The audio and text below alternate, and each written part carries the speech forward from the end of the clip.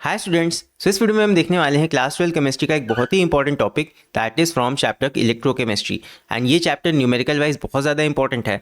And यहाँ पे से एक क्वेश्चन तो तुम्हारा गारंटीड है, आता ही आता है या पूछा ही पूछा जाता है, जहाँ पे तुमसे इलेक्ट्रोड पोटेंशियल का यूज़ करके सेल का ईएमएफ यहाँ पे निकालने के लिए कहता है। एंड सेल का ईएमएफ यहाँ पे पूछ लेता है ई ऑफ सेल। एंड इसके अलावा तुम्हारा गिब्स फ्री एनर्जी भी निकालने के लिए यहाँ पे आ जाता है कभी कभी। तो ये एक ऐसा क्वेश्चन है जो गारंटीड पेपर में आता ही आता है। एंड ये तुम्हें 3 से लेके 5 मार्क्स तक के दिला सकता है, राइट। सो 3 to 5 मार्क्स का क्वेश्चन इलेक्ट्रोकेमिस्ट्री से आता ही आता है।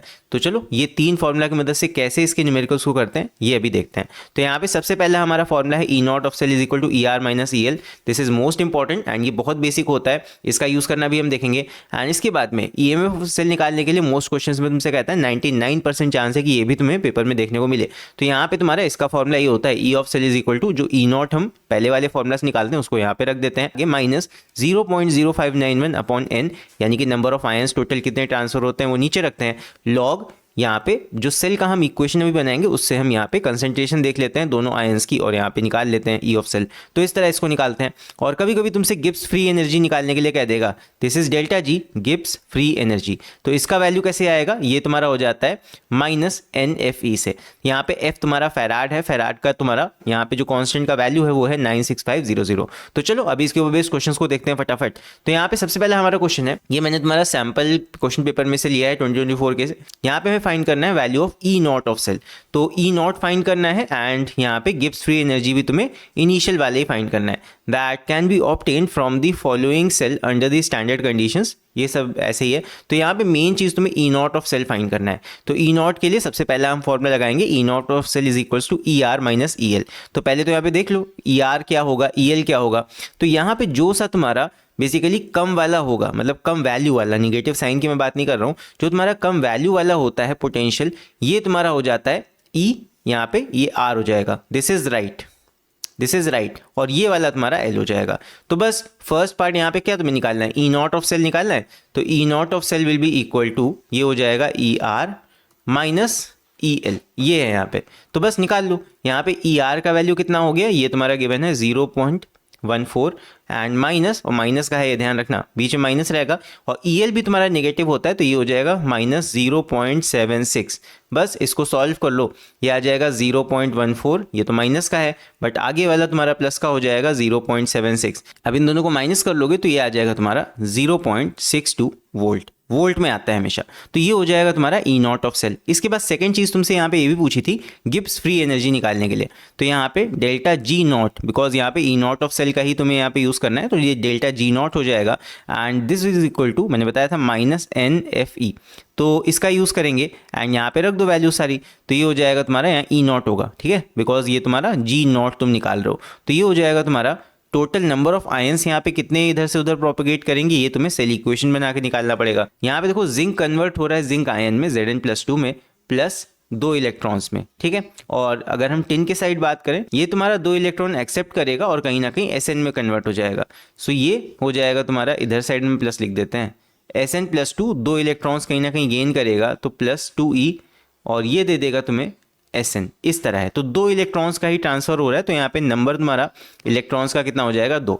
तो बस यहाँ पे माइनस ये हो जाएगा 2 n का वैल्यू मल्टीप्लाई बाय यहाँ पे f का वैल्यू 96500 और e हम जो हमने निकाला है ये हो जाएगा तुम्हारा 0.62। बस तो इन सारी वैल्यूज को जब हम मल्टीप्लाई कर लेंगे ये आ जाएगा हमारा, इसको 1000 से डिवाइड भी करना है बिकॉज बड़ा वैल्यू आएगा। तो ये हो जाएगा 119.66 किलो जूल। किलो में मैंने कन्वर्ट कर लिया, 1000 से हम डिवाइड भी कर देंगे। सो इस तरह हम ऐसे क्वेश्चंस को सॉल्व करते हैं। अब इसके बाद फटाफट देखते हैं अगला क्वेश्चन। सेकंड क्वेश्चन हमारा है ये, इसको पढ़ते हैं। यहाँ पे गिवन है calculate the EMF and delta G for the following cell at 25 degree Celsius. Normal temperature पे ही हमें यहाँ पे निकालना है। तो सबसे पहले देखो यहाँ पे तुम्हें सेल इक्वेशन ऊपर दे भी रखा है। यहाँ पे ये तुम्हारा लेफ्ट साइड हो गया और ये तुम्हारा राइट पोर्शन हो गया सेल का। तो यहाँ पे तुम्हें आसान हो जाएगा कैलकुलेट करना। तो चलो देखते हैं कैसे इसको निकालेंगे। सबसे पहले हमें ई नॉट निकालना पड़ेगा सेल का। तो सबसे पहली चीज़ निकालेंगे ई नॉट ऑफ सेल। कैसे होता है, ये आता है तुम्हारा E not of R minus E not of L. तो बस यहाँ पे देखो तुम्हारा राइट साइड क्या है, राइट साइड तुम्हारा आयरन है, तो आयरन वाले का यहाँ पे पोटेंशियल लोगे जो कि है -0.44, और ये हमेशा कम वाला ही होता है, ये जनरल केस है। मतलब वैल्यू में जो कम होगा, जो मतलब न्यूमेरिक वैल्यू जिसकी कम होगी, साइन मत देखना, न्यूमेरिक वैल्यू जिसकी कम है वो तुम्हारा राइट साइड का होता है। माइनस आगे हो जाएगा तुम्हारा लेफ्ट साइड का, देखो यहाँ पे पोटेंशियल क्या है क्रोमियम का, तो ये है तुम्हारा -0.74। बस ये पॉजिटिव हो जाएगा, एंड इसको जब तुम माइनस करके सब्ट्रैक्ट करके सॉल्व करोगे तो ये आ जाएगा 0.3 वोल्ट। इतना तुम्हारा आ गया ई नॉट। अब इसके बाद में तुम्हें निकालना है ई ऑफ सेल। तो ई ऑफ सेल कैसे आएगा? ई ऑफ सेल का फॉर्मूला अभी मैंने तुम्हें बताया था, E of cell is equals to, ये हो जाता है E not of cell minus 0.0591 divide by N, और यहाँ पे हो जाता है लॉग, और यहाँ ऊपर तुम्हें रखना पड़ेगा ई एल। एल मतलब यहाँ पे जो लेफ्ट साइड तुम्हारा आयन है उसका कंसंट्रेशन, जो कि है क्रोमियम, यानी कि इसका कंसंट्रेशन 0.1, और नीचे किसका रखेंगे? नीचे हमें रखना होगा आयरन आयंस का कंसंट्रेशन, जो कि हो जाएगा 0.01 एम। एम तो यहाँ पे नहीं रखना है, बस यहाँ पे वैल्यू रखना है।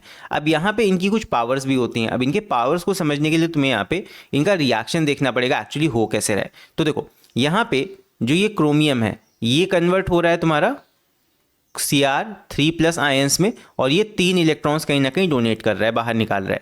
और इसके अलावा जो आयरन तुम्हारा है, आयरन के केस में उल्टा काम हो रहा है, यहाँ पे 2+ आयरन 2+ आयन है, ये 2 इलेक्ट्रॉन्स गेन कर रहा है और आयरन बना रहा है, ये काम हो रहा है। तो यहाँ पे तुम्हें दिख रहा होगा ऊपर 3 इलेक्ट्रॉन रिलीज हो रहे हैं, नीचे 2 इलेक्ट्रॉन्स कहीं ना कहीं गेन हो रहे हैं, तो यहाँ पे डिफरेंस है कुछ। तो यहाँ पे सेम बनाने के लिए हमें ऊपर वाले रिएक्शन को 2 से मल्टीप्लाई करना होगा और नीचे वाले रिएक्शन को 3 से मल्टीप्लाई करना होगा, और फिर जब हम इनको ऐड करेंगे आपस में तो क्या हो जाएगा? बेसिकली सारी चीज़ें ऐड अप हो जाएंगी। बट सोच के देखो, क्रोमियम के साथ में नंबर लग गया ट्वाइस, तो यानी क्रोमियम 3+ आयन भी तुम्हारे ट्वाइस हो गए। तो यहाँ पे क्रोमियम का जहाँ पे तुमने वैल्यू रखा है 0.1 एम, यहाँ पे पावर लग जाएगा 2 का। तो ये तुम्हें देखना पड़ेगा बैलेंसिंग करके कि कितना यहाँ पे तुमने मल्टीप्लाई किया है नंबर, उस वाले इक्वेशन में वो वाला नंबर मल्टीप्लाई। तो ऊपर क्रोमियम के कंसंट्रेशन में पावर 2 लगेगा, और बाकी बात करें आयरन की, तो आयरन पे मल्टीप्लाई हो जाएगा सब जगह पे 3, तो आयरन आयंस भी 3 टाइम्स हो गए। तो यहाँ पे आयरन का जहाँ कंसंट्रेशन तुमने रखा है यहाँ पे हो जाएगा वैल्यू 3। अब इसको हमें सॉल्व करना है।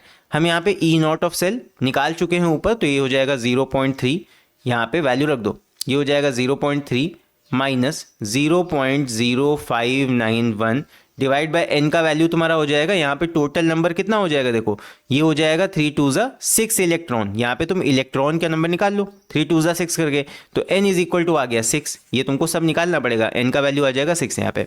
फिर उसके बाद लॉग, यहाँ पे इसको सॉल्व कर लोगे, ये हो जाएगा 0.1 का स्क्वायर और 0.01 का स्क्वायर। इसको स्क्वायर का वैल्यू सॉल्व करके रखना, कैलकुलेटर की मदद से इसको निकाल लेना, एंड ये तुम्हारा जो फाइनल वैल्यू आएगा इसका, ये हो जाएगा 0.3, एंड इस पूरे टर्म का जो वैल्यू आएगा ये आ जाएगा 0.0394 अप्रॉक्सीमेटली, कुछ इतना आएगा।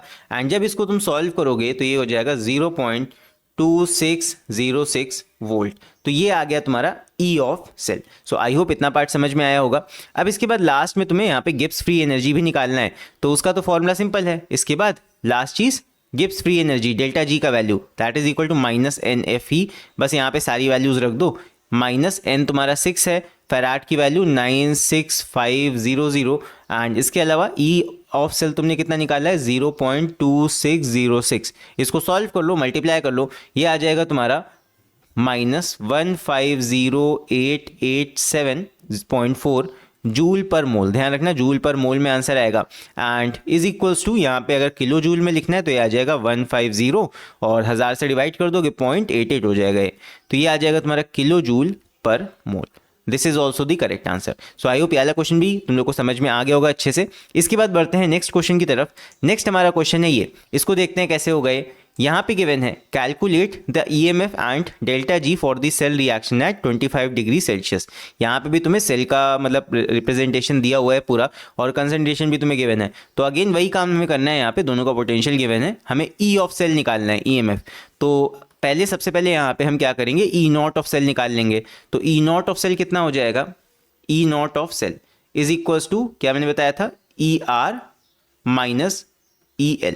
बस यहाँ पे वैल्यूज रख दो। देख लो लेफ्ट साइड क्या है, राइट साइड क्या है। राइट साइड कैडमियम है CD, तो CD वाले का पोटेंशियल कितना, कम वाले ही होता है हमेशा, मतलब वैल्यू कम जिसका होगा। यहाँ पे माइनस साइन से मतलब नहीं है। -0.403 ये हो गया, माइनस और -0.763, इनको सॉल्व कर लोगे ये कितना आ जाएगा, ये आ जाएगा तुम्हारा 0.2 0.36 वोल्ट। हमें ई ऑफ सेल निकालना है ई नॉट ऑफ सेल की मदद से, तो ये हो जाएगा E of cell is equals to E not of cell minus 0.0591 divide by N, और उसके बाद में लॉग, उसके बाद यहाँ पे ऊपर रखते हैं लेफ्ट वाले आयन का कंसंट्रेशन जो कि है Zn का कंसंट्रेशन देखो कितना दिया हुआ है, ये तुम्हें दिया है 0.1 m, और इसके अलावा नीचे कैडमियम का कंसंट्रेशन कितना गिवन है, ये तुम्हें 0.01 m दिया है।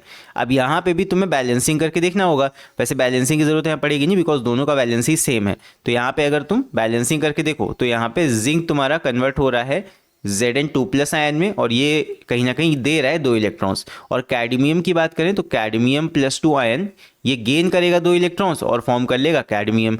तो यहाँ पे कोई बैलेंसिंग की जरूरत नहीं है, ऊपर भी 2 इलेक्ट्रॉन नीचे भी 2 इलेक्ट्रॉन, तो यहाँ पे जो तुम्हारा बैलेंसिंग होगा वो ऑलरेडी बैलेंस्ड है। और n तुम्हारा यहाँ पे नंबर ऑफ इलेक्ट्रॉन्स कितने ट्रांसफर होंगे, ये तुम्हारे 2 हो जाएंगे। सिंपल है, यहाँ पे कोई बैलेंसिंग की जरूरत नहीं है, तो पावर भी तुम्हारी 1 लगेंगी, तो पावर लगाओ ना लगाओ कोई मतलब नहीं है, 1 पावर यहाँ पे आएगी।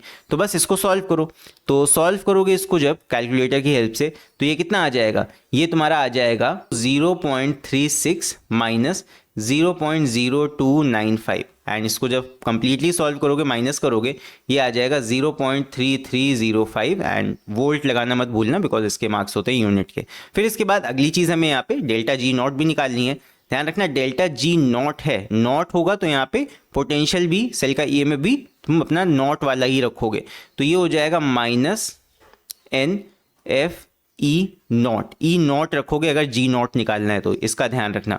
ये आ जाएगा तुम्हारा एन का वैल्यू माइनस, ये मतलब एन का वैल्यू 2 है यहाँ पे, -2 मल्टीप्लाई बाय एफ का वैल्यू तो सेम रहेगा 96500 मल्टीप्लाई बाय यहाँ पे ई नॉट, जी नॉट निकालना था इसलिए ई नॉट का वैल्यू रखोगे 0.36, बस इसको मल्टीप्लाई कर लो, ये कितना आ जाएगा, ये आ जाएगा तुम्हारा -69480 जूल पर मोल। अगर किलो जूल में बताना है तो ये आ जाएगा -69.48 किलो जूल पर मोल। So this is the answer of this question.